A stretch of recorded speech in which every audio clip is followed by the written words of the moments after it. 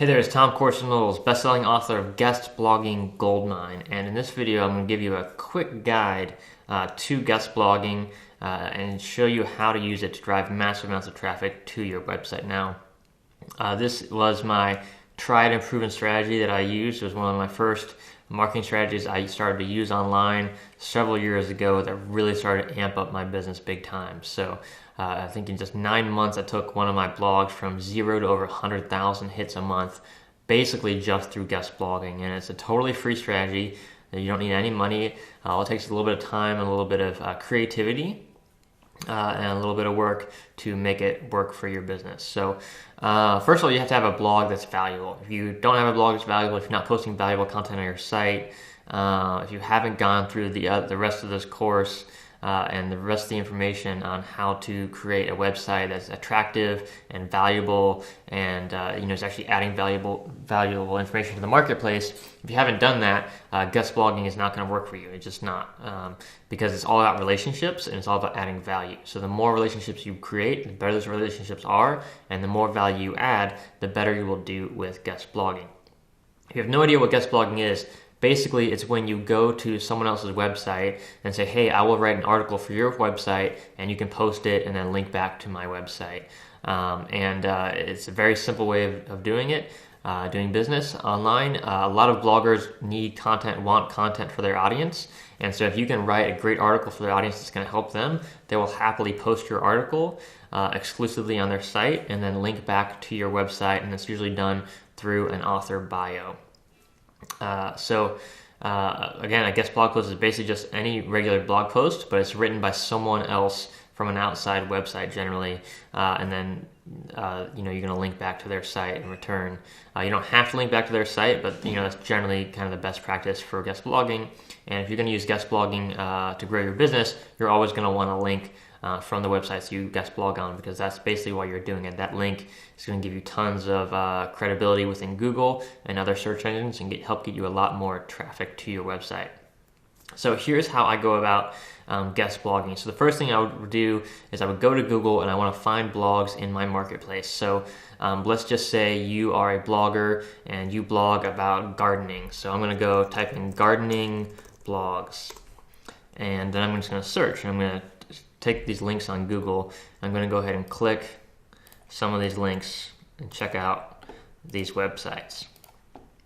So generally speaking, if you're typing in a keyword like gardening blogs or dog training blogs, generally relatively competitive keyword into Google, you're generally going to get some very good websites coming up in the top of the rankings. But there are some steps you're going to go through to make sure that you're not wasting time on sites that aren't really worth your time. And I'm going to show you how to do that now. So let's check out some of these websites we just found in Google.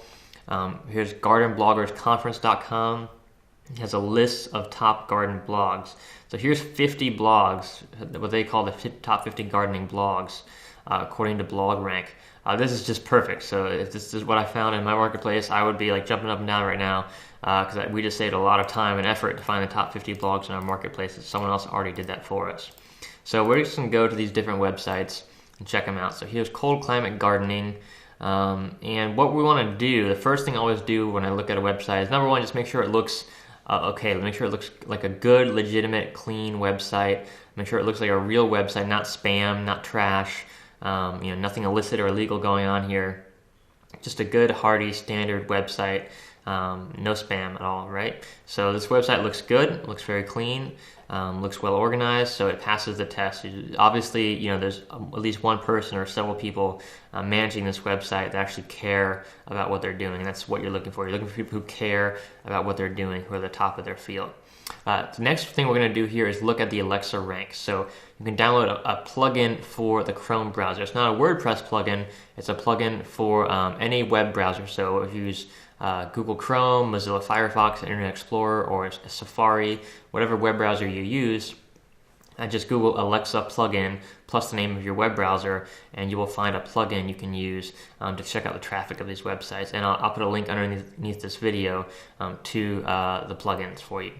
But once the plugin's installed, it's going to be up here on your browser, and you just click it, and it'll tell you what the Alexa traffic rank is for the website and what the traffic rank is in the United States. So this is the global traffic rank here, and this is the United States traffic rank. And how traffic rank works is a lot like sales rank on Amazon, if you're familiar with that. So the lower the number, the better it is. So number 1 would be the most trafficked website in the world, number 1 Alexa traffic, and that's Facebook, right? And then number 10 is not as big. Number 100 is not as big. Number 1,000 is even smaller, and so forth. And so generally what I'm looking for when I'm doing guest blogging is I'm looking for a site with an Alexa rank of 100,000 or less. That's great if I can find a site like that. Now, if you're just starting out, you're brand new, that's probably too small of criteria for you, because when you're just starting out, you're really starting to build up credibility and influence in your marketplace. So you're probably going to want to start looking for websites in the range of 500,000 or less in the United States.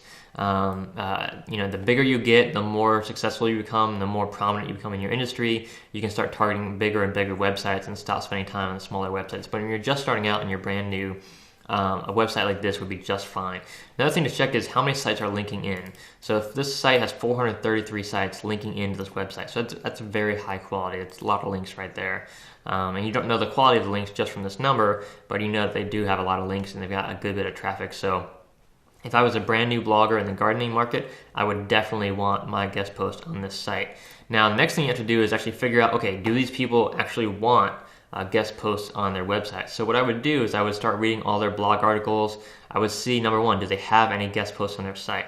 If they do, that's a good sign. They're probably willing to take more. If you don't find any guest blog posts on their site, it doesn't mean you can't still write an article for them. But what you want to do is approach them carefully. And so what you would want to do is make sure you really read their website, spend time getting to know these people. Who are they? Check out their about page. So let's see if I can find an about page here about this site. And then you can see about, okay, so here's Kathy. It looks like she's the owner of this website, tells you more about the website. So I would get to know Kathy, I would get to know any other writers on this website, and then I would contact them through the contact form if there's a personal email for one of the bloggers or owners of the site. Here's the contact form here. And I would just go ahead and contact them and say something simple, something clean and simple. Don't write them a huge long email. Don't send them an article right away. What you want to do is just reach out and make a connection. So what I would say is something like, Hi Kathy, my name's Tom. I'm passionate about gardening. I've got my own gardening site. Check it out here. Hey, I would love to write an article for your audience about, the top 10 mistakes that new gardeners make when they're trying to start a garden at home.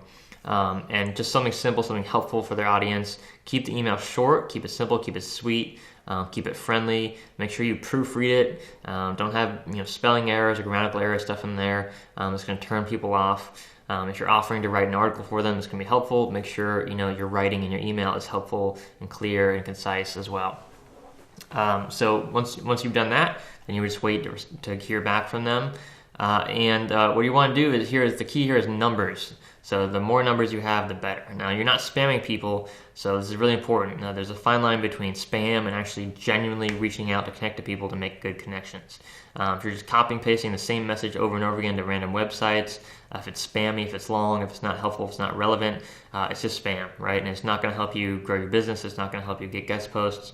It's just going to be a big waste of time for everyone. So you want to make really sure that you're actually researching the people and websites that you're looking to write articles for. Make sure you know their audience, make sure you know what their audience wants, and make sure you can actually deliver that to them. If you can't, just pass. Just go on to the next site and find a website that does have a relevant audience that you can add value to along the way. So then what I would do is basically just continue this process, keep going through all these different websites. Again, you're looking for websites that are clearly websites owned by real people, that are real legitimate websites. So if you see anything that looks spammy, if you see anything that really turns you off, if you wouldn't be proud to have your article on their website, just don't contact them. Just don't do business with people or companies that you don't trust or don't like or don't share similar values with. And that's basically the simple process of guest blogging. Really, the magic here is in implementation. So the magic here is in, number 1, being able to find the right sites. So again, follow the instructions in this video. Go to Google, search for keywords in your marketplace, for blogs in your marketplace. Use the Alexa Rank plugin to make sure you're looking at sites that actually have enough traffic to be worth your time. and then research the website, research the owners of the website, send them a personalized email letting them know that you're a blogger and that you'd like to write an article for their site, and let them know. Now, there's other things you can do sometimes. So here you'll see a garden blog directory and it says get your blog listed here. If I see something like this, I would immediately submit my information here. I wouldn't bother even writing a guest post. If they're just going to link to me in a directory, that's awesome and amazing. Now, if the site was super big, I would certainly write a guest post as well as add myself to the directory. But this website is just, around 500,000. Alexa rank is kind of at the bottom of what I would consider worth my time.